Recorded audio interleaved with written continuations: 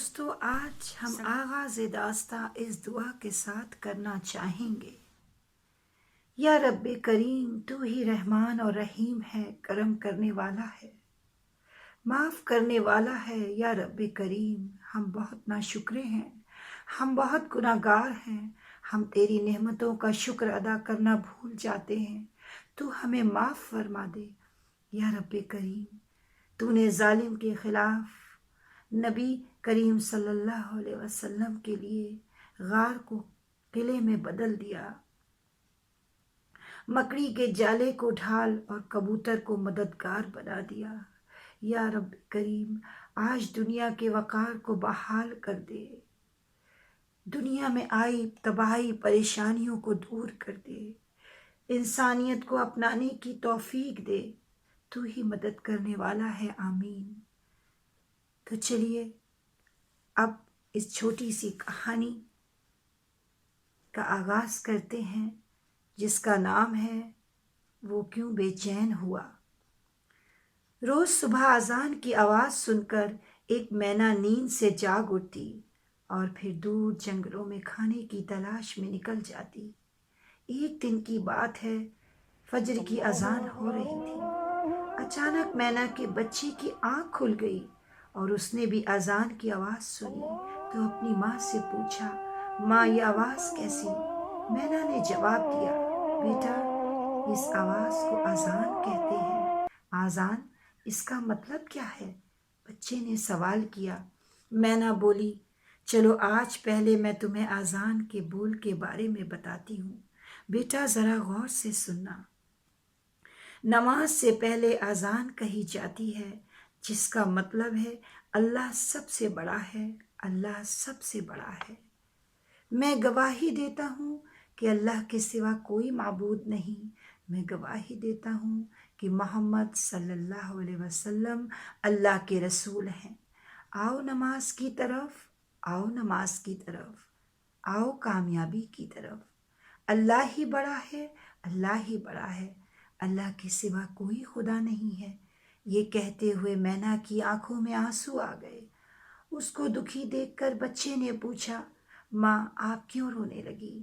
اس پر مینا بولی، آج مجھے رونا اس بات پر آ رہا ہے کہ انسان جانتا ہے کہ زندگی اللہ کی ایک بہت بڑی نعمت ہے، پھر بھی زندگی کے ساتھ ساتھ اس نے انسان کو عقل اور ایمان جیسی دولت بھی دی۔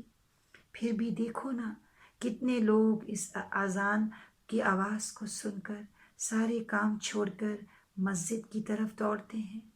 کاش میں بھی بول پاتی تو ان انسانوں سے کہتی، نماز دین کا ستون ہے، جس نے نماز کو قائم کیا اس نے پورے دین کو قائم رکھا، اور جس نے نماز چھوڑ دی یا پھر کبھی پڑھی کبھی چھوڑ دی تو اس نے پورے دین کو ڈھا دیا۔ نماز انسان کو اللہ کا فرما بردار بناتی ہے۔ قیامت میں سب سے پہلے نماز کے بارے میں پوچھا جائے گا مومنوں سے۔ نماز جنت کی کنجی ہے، اور اتنا ہی نہیں، نماز نبی کریم صلی اللہ علیہ وسلم کی آنکھوں کی ٹھنڈک ہے۔ نماز ہی معراج ہے۔ اور ہاں، ایک بات اور یاد آ گئی، وہ یہ، جب محمد صلی اللہ علیہ وسلم مدینہ آئے تو پہلی چیز جو انہوں نے بنائی وہ مسجد ہی تھی۔ قرآن پاک میں تو 700 سے زیادہ جگہوں پر نماز کا ذکر آیا ہے۔ اچھا، مینا کے بچے نے حیرت سے کہا، اور پھر اپنی ماں کے بالکل قریب آ کر بیٹھ گیا۔ اسے بہت اچھا لگ رہا تھا نماز کے بارے میں سننا۔ تبھی اس نے ایک اور سوال کیا، ماں آپ نے بڑوں کے نماز پڑھنے کے بارے میں تو بتا دیا، اب بچوں کے بارے میں اللہ پاک نے کیا حکم دیا، یہ تو بتائیے۔ بچے کی بات سن کر مینا نے اس کو اپنے پروں میں چھپاتے ہوئے کہا، ہے یہ نبی کا فرمان، بچے 7 سال کے ہو جائیں تو انہیں نماز پڑھنے کے لیے کہو، اور 10 سال کے ہو جائیں تو نماز سے غفلت کی صورت میں انہیں ڈانٹو۔ اور کچھ دیر بعد وہ پھر سے کھانے کی تلاش میں اڑ چلی۔ ادھر مینا اڑان بھرتی جا رہی تھی۔ ادھر اس کا ننھا بچہ ایک بار پھر اذان کی آواز سن رہا تھا، مگر اب اس کے دل میں کوئی سوال نہیں تھا، کیونکہ وہ جان چکا تھا اللہ اکبر کے معنی کیا ہوتے ہیں۔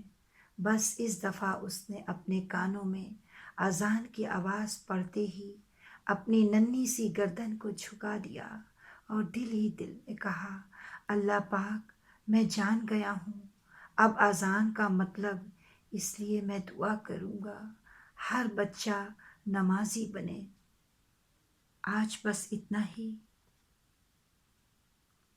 انشاءاللہ پھر ہم حاضر ہوں گے ایک نئی کہانی کے ساتھ۔ تب تک کے لیے خدا حافظ۔